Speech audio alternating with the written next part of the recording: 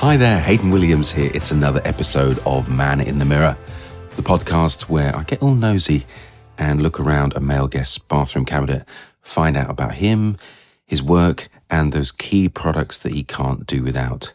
Now, this week I'm joined by David Delport, who has the lofty title of Global Brand Ambassador for REN Skincare.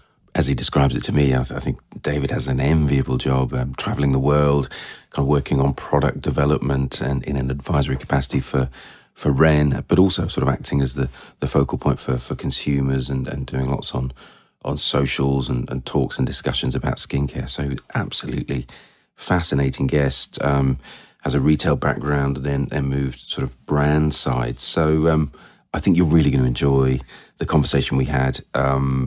So sit back, enjoy David Delport on Man in the Mirror.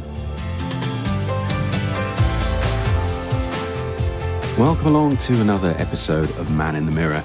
And this week, my guest is David Delport, who's the Global Brand Ambassador for REN. Hi there, David. How are you? I am very well. Thank you so much for having me. This is super exciting. How are you? Oh, I'm really good. Thanks for asking. No, look, thank you for doing it. And I suppose I'd love to know, being a global ambassador for REN Skincare, it sounds a very lofty title, and I have visions of you sort of going around the world shaking people's hands in a very regal way. What does the role actually entail? What do you do? Gosh, I wish the red carpet would be rolled out a little more, but the reality is, it's business is business, and essentially what I do is, and I'm only kidding, it is actually quite a wonderful job to have, and I'm very grateful. Sure. So let me start with that. But so essentially, I go around the world and I educate people on REN, whether that's sharing new products with beauty editors or influencers in sessions 1-to-1 or in a sort of maybe at a dinner party, that sort of vibe. Yeah. I also do masterclasses for clients and people who use and purchase REN, and that could be sort of in a group situation, also one-on-one. Okay. And then so it's essentially it's education, but very, very front-facing and very top level. And then also the part that I really love is working on new product development. So that's something I've been doing over the last couple of years. Right. Kind of, everything sort of comes through me and I get my eyes on everything we're doing. REN has gone through a lot of change. We don't have the original founders working actively with us anymore. So as one of the longest serving people at REN, I've stepped up to that role of sort of the guardian of the brand and the products. Yeah. So holding the kind of DNA of the brand. That's exactly what it is. So brand ambassador, but there's quite a lot going on. Sounds like it. And I guess with that product development role, you must be developing products quite a long way in advance. I mean, if you're looking at things now, might there be things that take a year, 2 years to reach the market? Yeah, no, absolutely. And I had a little chuckle because you said, developing things long in advance. And I would always say not long enough because it just always seems like you're up against it. And, my goodness, we can start a product 2 years out and still something might go wrong at the very last minute with stability or packaging or just a supplier no longer being able to provide a very key component in the chassis, the formula. So it can really, really throw you. But generally we work about 18 months out and a year. If we are very, very tight on what we're looking for, and if we have an idea of how it's going to perform and have all the other things in place, then, as little as 8 months, we can get a product out there. But, REN is a difficult brand to formulate for and to get right because we've got to tick so many boxes. Yeah. So it's super tricky. It seems to get harder every year, but, hopefully we're staying on top of it. Well, I'm sure at the moment with a lot of supply issues and raw materials, and transporting things, it can't make it any easier, I'm sure. No, indeed. Yeah. And so having this incredible sounding role that you have now, I'd love to know a bit more about your background personally. I mean, I think I'm right in saying that you were a makeup artist before you worked for REN. Is that right?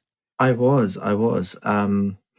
Gosh, where should we start? Did you do that? Was that straight from? Yeah, right from a baby. Yeah. No, did you do that from sort of college, after college, or did you do other things before makeup? I'll give you the nutshell version. I left home at 18, fled South Africa for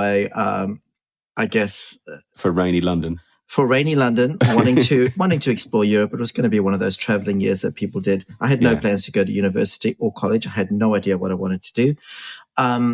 I arrived at London. I marched into Harrods. Was like, this Harrods is the best. You guys have to give me a job, sort of a thing. Very overly confident as an 18-year-old from South Africa, I must say. That youthful confidence and naivety of just strolling in. I love it. Oh my God, what happens? What happens? I mean, come on. I wish I could have some of that again. So they just they offered me 2 jobs. One was in makeup or cosmetics. And they did. So that confidence paid off. They offered you a job. Oh yeah.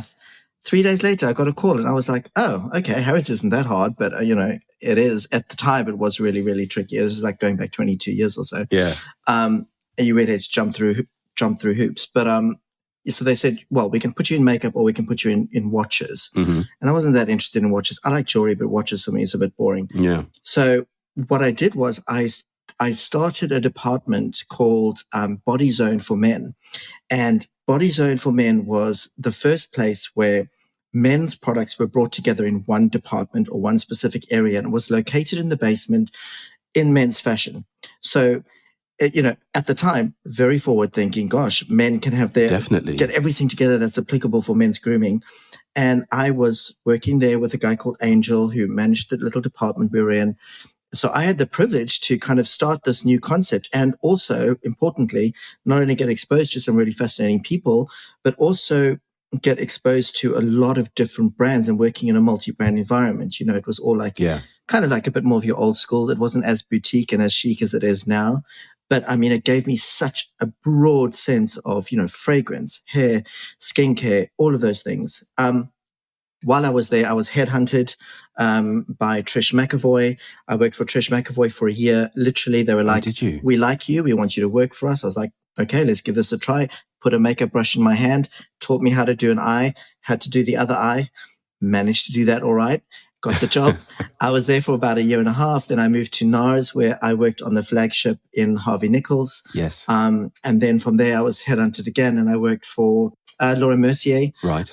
For a couple of years in Selfridges. Got all the big names. Amazing. Yeah, all the big names. And I was really lucky because I got to work internationally for these brands. I got to learn from Trish herself, Francois Nars himself. Laura Mercier taught me how to do eyebrows and foundation. What a great position to be in. I mean, today you can turn on Instagram and there's like a billion different influencers showing you what they can do. And that's all fine. But I think, personally, what I miss is those people that started the brand as makeup artists and that kind of that real sort of knowledge that comes from 20 or 30 or 40 years in their industry. You just don't see that anymore, and that's a shame. Oh my God, I mean, absolutely. It's sort of irreplaceable, isn't it? The sort of font of some of that knowledge and people who were brand founders and brand owners, being able to impart that to you. How amazing. Truly foundational stuff. Yeah. And I think that's what gets overlooked these days, But so yeah, that's it. I took a year out after makeup and I worked in Africa for a charity for a year. And then I came back to England very broke. And my friend offered me a job at REN. And my first gig was handing out samples at Hampton Court Flower Show. I'll never forget it. We worked with, we had our REN products in one of the bathrooms, like so this outdoor bathroom vibe by James Wong, who's a gardener and on the telly. And I handed out samples and just one thing led to another. I loved the brand. I loved what they stood for. I felt like I'd met my tribe. Yeah. And I worked my way up to the position I'm in now just by sort of being open to change and open to trying new things. Oh, it's such an incredible story. And and I should know this, but is REN a British brand then? Yeah, we are. We are. So British, started in London in 1999.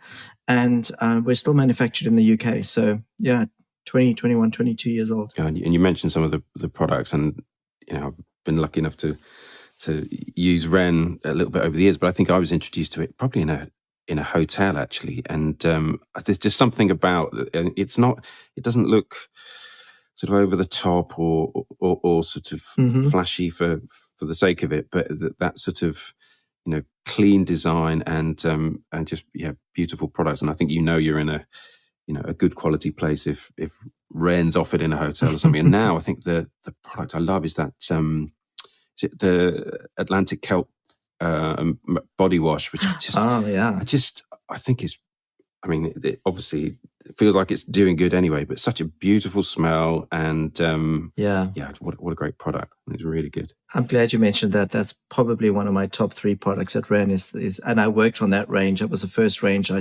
I contributed to and came up with a concept and fragrance profile for and whatnot. So, oh really? It smells fabulous. That is, Atlantic Cap is my baby. I love it so much. But yeah, it does exactly what it says it's going to do. It's a very sort of cerebral but also body feeling you get when you use it. It's awesome. My goodness. And actually, I mean, you touched on, talking about skincare and your regime, and that's a big part of what I'm trying to do on the podcast here at Man in the Mirror is to find out about a guest, but also to get some tips that the guest can pass on about their bathroom cabinet and key products. Because I think, with your experience, you talk about all those brand founders you work with, but also I think that the other side of it is someone who's worked in retail environments for a lot of that time, and obviously not so much now, but you've had real insight into customers and how people actually use products and how they select from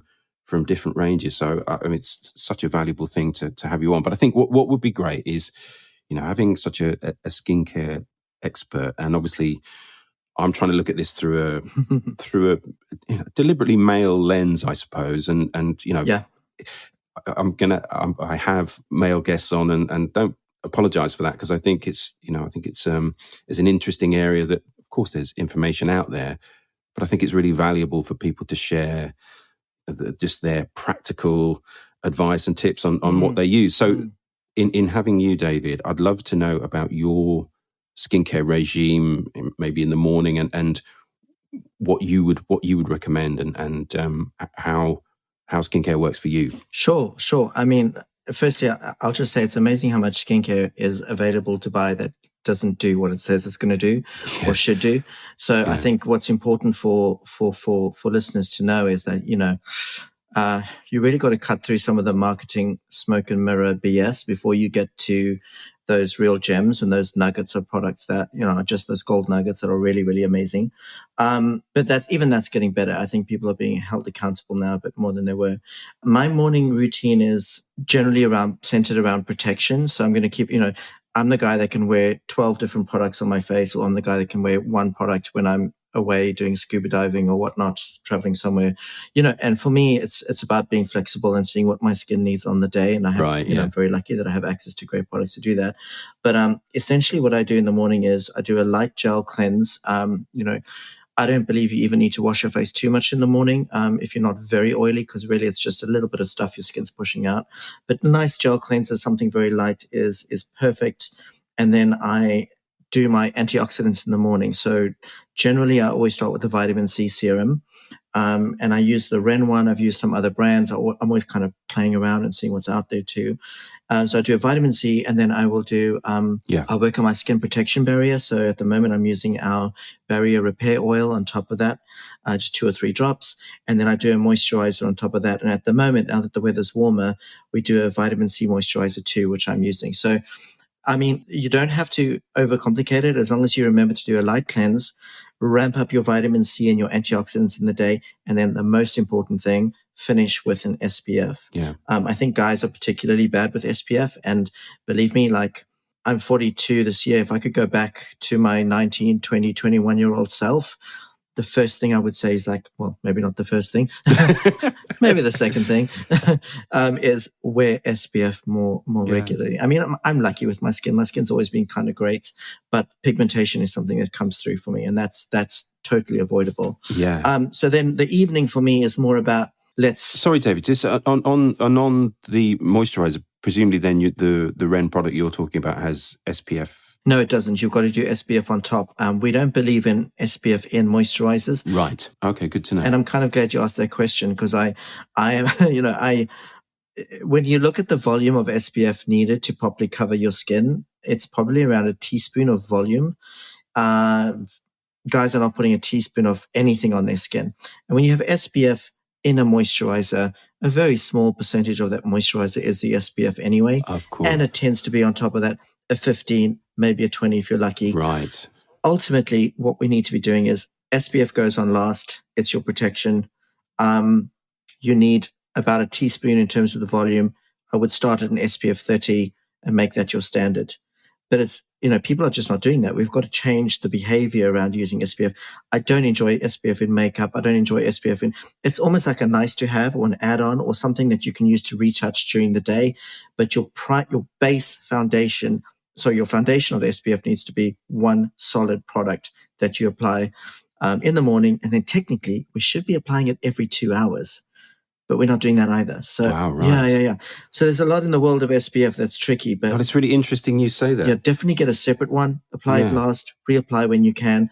And that's the most important thing you can really do for your skin overall. Because I see that quite a lot now in products, almost as a kind of, a benefit and an added value thing. And it's really fascinating to know that, there's potentially not enough. Yeah, potentially not enough. And you know what? I don't think they're doing, brands are not trying to fool you into doing this. These products work. They have to work. They get tested to work. But what I'm saying is we don't know what consumers are doing and we can't always educate them. So, if you're putting a little bit of a tinted moisturizer on your face, as I sometimes do with an SPF 15, 2 hours later, it's done. It's gone. It's moved. I've rubbed up my face. Yeah. So yeah, I think SPF best practice is to just use the right amount, use a good factor, 30, nothing less than that. And they say you're supposed to use it daily, even in, the kind of miserable British weather. Yeah. There you go. You've heard it from David. and that famous song from 10, 15 years ago, always wear sunscreen. Yeah. Wear sunscreen. Yeah. Protection always better than repair, right? That is true. No one wants to have to go back and, check in with the doctor and do all sorts of nasty things. It's better to just protect yourself really first. True. And what about your shaving regime, David? Are you and I can see you on screen and you've got some stubble there. Are you not a daily shave guy, or do you just sort of tidy up, or how does that work? No, I think when I was younger, I had to shave for work. REN is kind of the place where you can sort of do whatever you want with your hair and your appearance, which is quite nice. But I will tidy up around sort of the edges of my stubble. I usually work down the neck, try to sculpt myself a sharper jawline. Yeah, but we'll get to that conversation later. Get some help. My views on my jawline. Yeah, right. And I just kind of keep it neat. But you know what? Like I said, if I'm traveling, I will just let it go. I won't bother. But generally, I find shaving quite irritating for me, and I am prone to getting spots from shaving. Yeah, especially on my cheek area. So yeah, if I can get away without shaving, I do. But I think what was interesting about the regime you described there, it doesn't sound particularly onerous. It doesn't sound like it's going to take ages and is not, that sounds like something that people could adopt quite easily, right? That's not a complicated, long-winded thing. No, absolutely. Listen, if you're using products at work and if you've got your routine down, you could do 5 minutes in the morning, you could do 5 minutes in the evening, and you can look incredible. And more importantly, have healthy skin, which is what I'm all about, right? So for some people, using multiple products could be the only sort of good 10 or 15 or 20 minutes of their day. And I'm all for that. I'm one of those people. I can sometimes go, do you know what? I'm going to just stand in front of the mirror and massage this oil in for 5 minutes and then do a mask and whatnot. But generally, life says otherwise. And we're like, okay, products got to work. Cleanse, good serum, great moisturizer, exfoliate twice a week, wear your SPF. That's pretty much what I do. Boom. Yeah, right. But you're right. I mean, I guess there's a distinction, isn't there? Because there's the sort of daily stuff that we need to do and ought to do. But there is also, as you touched on there, that kind of self-care, that element of taking a bit more time to do something that just feels a bit more nourishing and rewarding. Absolutely. And that's why body products for me are really important. And I will probably, to your point, spend more time having a night once a week where I'm in the bath with sort of Atlantic kelp bath oil. I'll do a salt scrub. I'll get out. I'll do, top to toe body oil, top to toe body moisturizer. And I'm not doing it because I'm like whipping my shirt off and I'm at the beach and I'm not that guy. But it's, the time I take for myself, and that touch and that contact, I think, is really important for reducing cortisol and stress in the body, by the way, which ages you super fast and causes disease. So for me, it's more about the mental aspect of going through this ritual once a week than it really is about my skin. The skin is just a nice to have. It feels like a really sort of kind thing to do to yourself, and good, as you say, for mental health, to take a bit of time to just relax in a bath and de-stress and kind of get rid of some of that stuff. I've gotten back into reading since, lockdown. Have you? Yeah, I mean, I grew up without television as a kid. I basically grew up on a farm. And I read so much. And then moving to London, you're so distracted. Your brain really can't settle down even for a 20-minute read of a book. It's really true. Really true. It's bad. So during lockdown, I just kind of forced myself to start with a chapter, a couple of pages down here. And now what I have to do is just get into a warm bath, read for half an hour, and honestly, feels so amazing decompress afterwards. And recharging. And are you a fiction guy, or are you sort of nonfiction, or both? Nonfiction, yeah, a bit of both, but I would say generally nonfiction. I like reading about space, physics, Do you? kind of the stuff that twists your mind around concepts, where you've got to really kind of, and I'm not saying I'm a genius. I'm certainly not. I'm not bright. I can't tell you what I've read in a book 10 minutes later. No, but it's good stuff. But in the moment, I'm enjoying it. And in the moment, I'm like, okay, this is stretching me a little bit. So yeah, anything around science, I absolutely love. Nutrition, health, psychology.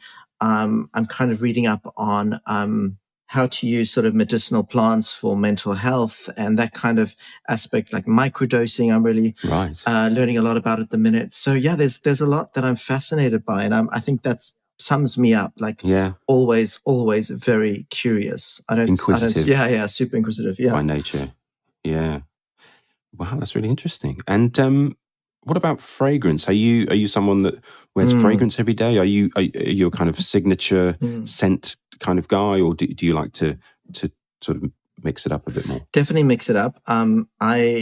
I didn't wear a lot of fragrance during lockdown. I think shamefully, I was just like, oh, what's the point? Like many people, you just wake up one day and you realize you need a haircut. You put on a couple of extra pounds. Yeah, you probably could smell better. You've got a full beard. You know what I mean? I'm like, sort yourself out. You are not worthy of being a global ambassador.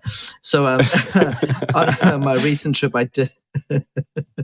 You got into like full Tom Hanks in Castaway. 100%. So I actually started by buying my boyfriend some lovely fragrance. When I was in LA recently, I went to Le Labo, and I got him a couple of fragrances there, and sort of this little engraved travel case, because he travels a lot for his sort of marine biology work. He can't travel with anything big, so I got him that. Yeah. And then for myself, I just kind of on a whim picked up this set of minis.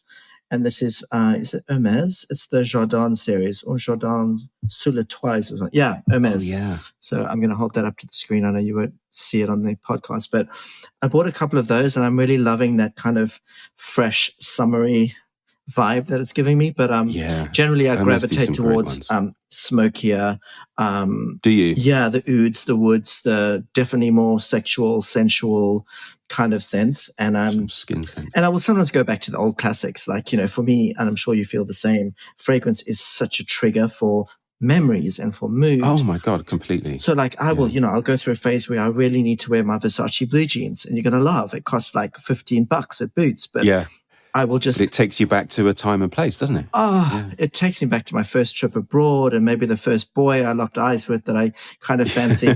And, every fragrance that I've worn through the years has like a story, it has like a, I mean, fragrance has it's well documented, but it has such an incredible power to do that, doesn't it? Sort of quicker than any other sense to transport you to a certain place and time, and it has a real power, I think. Yeah, I mean, even like, the original Kenzo is one of my favorites. Yves Saint Laurent, Body Kuros. Just some, I think there's going to be a trend to going back to some of the classics. I think so. And actually, the old school, like 80s and 90s type stuff. Yeah. Yeah. In the same way that there's nostalgia with music, I think it's absolutely the case with with fragrance, and we're seeing a real resurgence now, as you said, of these sort of 80s and 90s fragrances. You know, these sort of throwback to some of those Fahrenheits and things like that. Because it's a instant nostalgia thing, isn't it? Yeah, I think the first boy I fell in love with wore CKB, and everyone else was wearing CK1. I was like, oh, alternative. He's different. I mean, it was so easy when you were like 17 or 18. But it's interesting as well. You're talking about those smaller sets of fragrance, and I think it's a good way to sort of discover different fragrances within a brand, but also that portability thing, I think is really important, isn't it? If people are going to the gym or traveling, to actually just, rather than feel like you've got to work your way through 100 milliliters of a massive, it's quite a commitment. It is a commitment, and it's expensive. And it just feels a bit more liberating, and just to sort of mix it up. Okay, you've got a few that are 10 mil, 15 mil. I like that a bit more sometimes. So that's what I did. Like, I could have spent 120 quid on one bottle of this perfume from Hermès, but, for a little bit less, I got 4 different 15 mLs, and that will last me a couple of months. And I just love the variety. I love the option. Waking up, how do I feel? Yeah. How do I want my fragrance to represent me today? What do I want my fragrance to make me feel like? And then that's it. That's the way. You don't have to be monogamous, do you? To one fragrance. It's the one part of my life I don't need to be monogamous in. Indeed. But talking a bit more about REN, and it seems to me to be a brand that has a very much gender-free agenda. There's a lot of gender there, but it's gender-free. But because this podcast is talking predominantly to men, are there particular products that you, in your work, you sort of recommend for men's skin, or do you think it's all across the board with the REN? Men, it would work equally well for men. It would work equally well for men, but I would say, guys tend to be a little oilier sometimes. They put their skin under different traumas, like shaving. So there's a few little considerations. Personally, I always recommend the Evercalm range, which is the range for sensitive skin. Yeah. And they do a moisturizer in that, which is just the best aftershave balm ever. My dad is like, get me more of that green cream you have from your brand. I mean, he remembers nothing, doesn't know who I work for, but he's like, I want that green cream. And I mean, my dad's never used moisturizer in his life, and he's like 70, you know what I mean? But he's obsessed with it. So that I would recommend as general moisturizer, as a post-shave. We do some really great gel cleansers that won't tighten your skin and make your skin look really dry and tight and just a bit flat. And then we do a tonic, which is fabulous because you can just put a little bit of this on a cotton round, sweep it over your skin after you've cleansed your skin, and it's going to do like 7 things in one product. So it's really good for guys. It super accelerates how great your skin looks. And then you just moisturize on top of that. So if you want to get a bit more fancy than a cleanser and a moisturizer, I recommend that tonic. And that also helps with ingrown hairs and stuff like that. So very cool. That's really good advice. And what I'll do in the show notes is mention some of these products that you're talking about, David, so that people can check them out in the REN range. I think I'm right in saying that you're in your early 40s. Is that right? Mm-hmm. Yeah. Correct. So one part of the podcast is to sort of find out about what the guest feels about when they look in the mirror, how you feel about where you are at your life stage. I mean, you strike me as someone that you've obviously got a really good routine, and in the work that you do, you're very aware and knowledgeable about skincare anyway. But are you happy with what stares back at you in the bathroom mirror? No. I think no. I think it's probably a space to be quite honest about things. And yeah, I'd love that. I work in this industry that and I've been in the industry for 20 years, 25 years. I started working at 15. That was all about how you look and what celebrity looked a certain way. And there was, when I was a kid, there was a certain magic about the process. And you would look at someone and go, they're just the most beautiful, incredible thing I've ever seen. Now we basically know where they get waxed. We know where they get waxed. We know we can watch it on Instagram Live. Do you know what I mean? It's like nothing is a secret anymore. Nothing is a mystery. So it's lost a little bit of that glamour for me. And I suppose also there's the whole element of digital I mean, I guess it's always been there in some regard, but it's because it's available so much now. We don't always know what we're looking at, do we? I mean, we're creating absolute mental disease. It's really, really, really awful. I am on Instagram. I'm not that bothered with TikTok.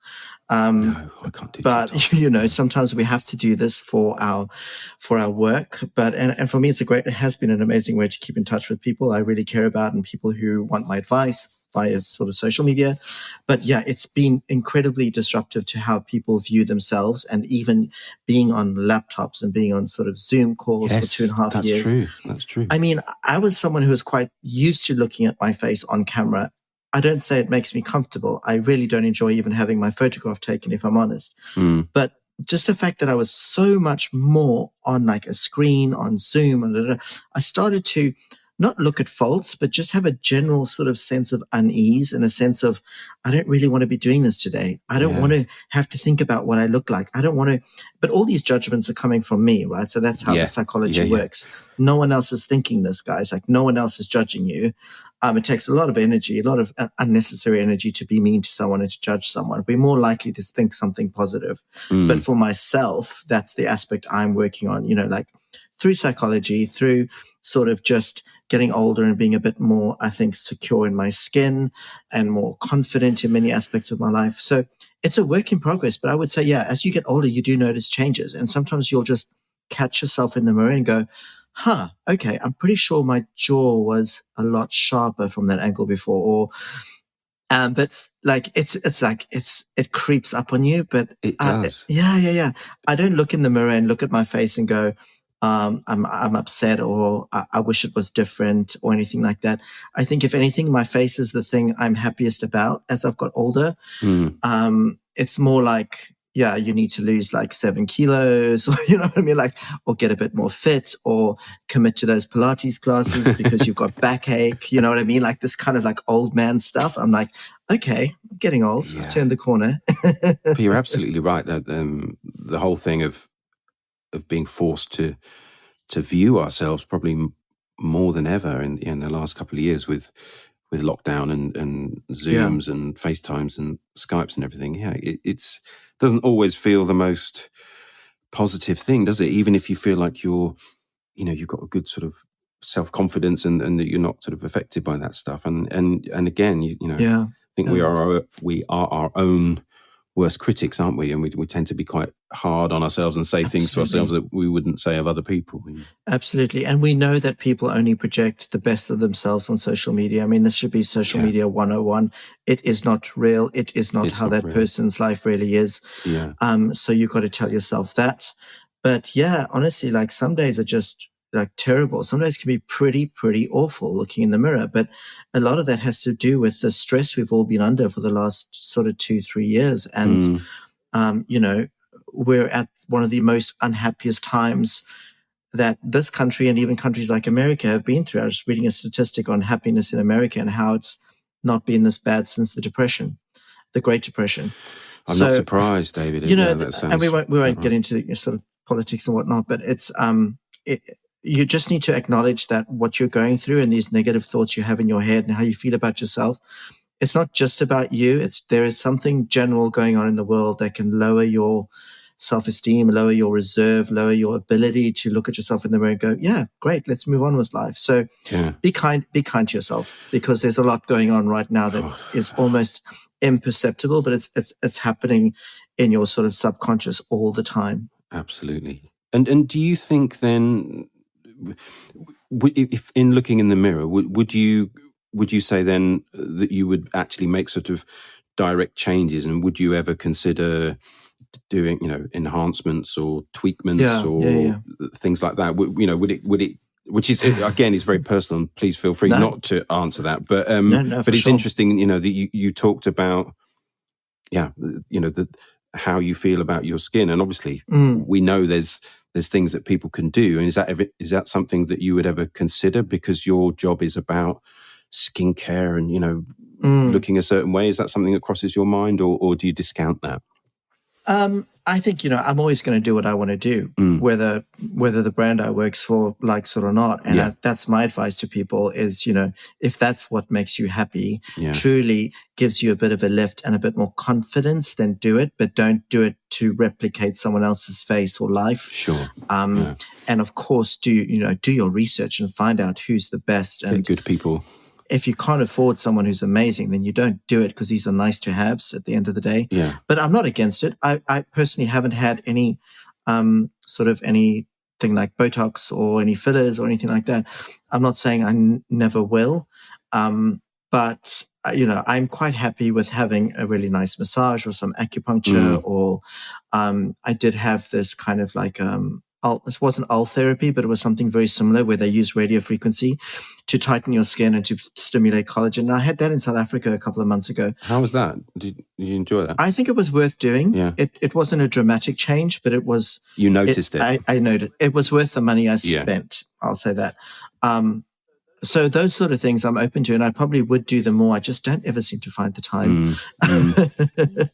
But if it makes you happy, then do it. Go for it. Just make sure you're going to someone reputable, for sure. Thank you for being so honest there. I think there's some really interesting things to take away from that. And well, my final question for the podcast is one that I turn to at the end of every episode, is about your happiness. And I wonder what makes you happy, David. Oh gosh, I have got a lot to be grateful for. I'm not someone that walks around saying sort of blessed this, blessed that, but because I do think, life can throw you curveballs, and happiness is the counter to sadness. And I think we all need to know that we will be very happy, and we also will be very sad in our lives. But each of those things can be kind of fleeting, can't they? Come and go. Absolutely. So for me, happiness is like, I live in the Cotswolds. We moved here just before lockdown to my fiance's family home. Sadly, his dad passed, so we moved into the house. But it gave us an opportunity to break free from London, to have chickens, to grow vegetables, do all of that kind of good life stuff that you read about. and honestly, I'll say, just being able to get up in the morning, feeding my little chickens, doing the bird feeder food, checking out what's growing in the garden, that for the last 2 years has made me very, very happy. Having a partner who supports me, even though I can be a complete, freaking nightmare sometimes, is something I'm super grateful for. And I would say things like my music. I'm a flautist, so I play classical music. Oh, are you? If I can break away for a couple of hours and do that, that makes me super happy. And then also recently, it's just been seeing friends and seeing people and reigniting those relationships that I thought would never come back. Yeah. That's made me really happy. Yeah. Barbecues make me happy, and cooking for people makes me happy. Grilled food. Grilled food makes me happy. That's what I'm doing after this. Actually, we're getting some friends around for a vegetarian barbecue, but barbecue nonetheless. Yeah. So do you think that your move to a more to the Cotswolds, to the countryside, do you feel like there's a sort of a perceptible change in how you feel, and do you feel happier because of it? Oh, honestly, 100% I do. That's really interesting.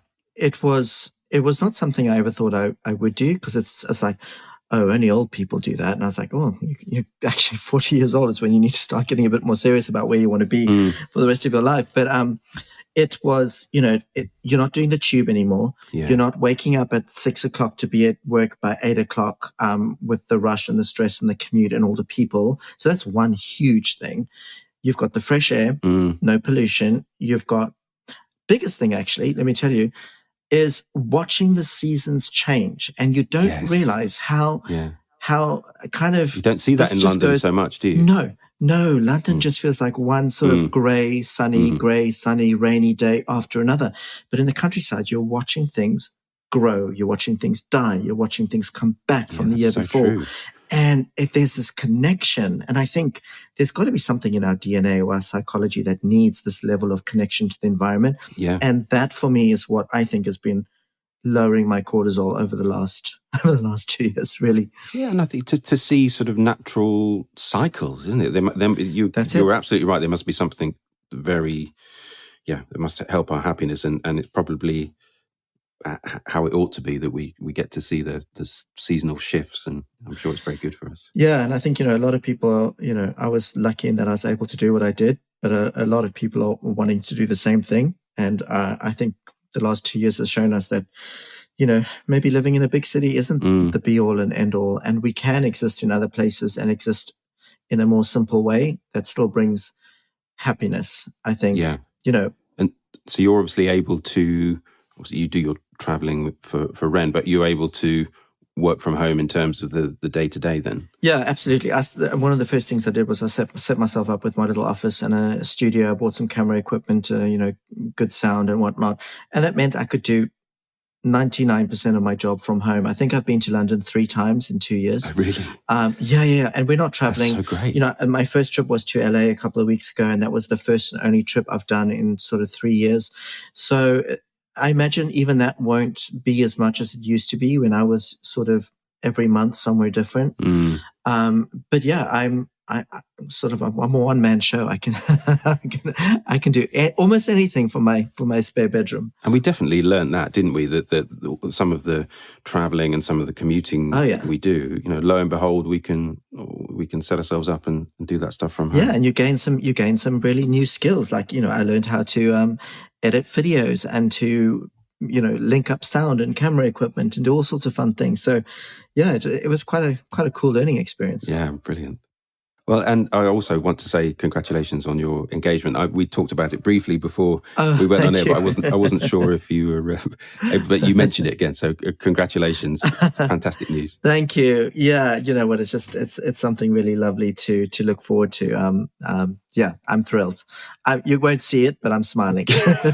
Well, I can see it. I can see it on the screen. You can see it. David, thank you so much for spending some time with me today on Man in the Mirror. Really appreciate your candor and the tips you've given. It's been fantastic. Thank you so much. Oh, such a pleasure. Thank you. You take care. Bye-bye. My thanks to David. I don't know about you, but I learned so much from that. I think I need to up my skincare game, and he's the man to help out. Really brilliant, and so grateful to David. If you want to know more, you can find David on the socials, of course. He's on Instagram at David_REN Skincare. That's David _REN SKINCARE. So at David_REN Skincare. You can also find REN Skincare at REN Skincare on Instagram.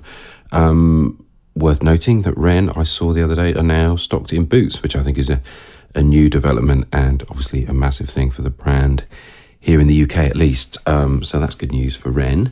I hope you enjoyed listening to David. My thanks to him. My thanks to you for listening. It'd be great if you could pop a review and follow me on the podcast or whatever platform you're on. All those things help. But thanks for listening, and I'll see you next time on Man in the Mirror. Take care. Bye-bye.